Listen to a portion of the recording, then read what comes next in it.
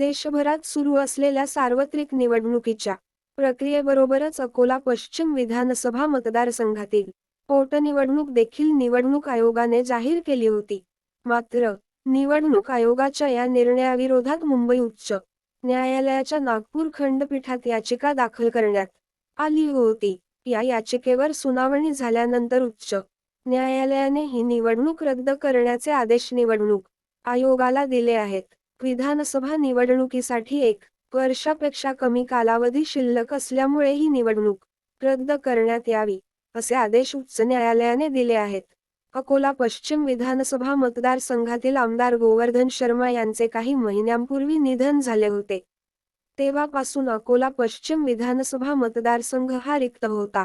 मात्र, लोकसभा निवडणुकीबरोबरच दुसऱ्या टप्प्यात म्हणजेच एप्रिल 26 रोजी अकोला विधानसभा मतदारसंघात निवडणूक प्रक्रिया पार पडणार होती. मात्र, लोकसभा निवडणुकीनंतर काही महिन्यातच महाराष्ट्र विधानसभेची निवडणूक लागणार आहे. त्यामुळे निवडून येणाऱ्या आमदाराला 1 वर्षापेक्षा कमी कार्यकाळ मिळतो. या विरोधात मुंबई उच्च न्यायालयाच्या नागपूर खंडपीठात याचिका दाखल करण्यात आली होती. या याचिकेवर सुनावणी झाल्यानंतर मुंबई उच्च न्यायालयाच्या नागपूर खंडपीठाने ही पोटनिवडणूक रद्द करण्याचा आदेश दिला आहे.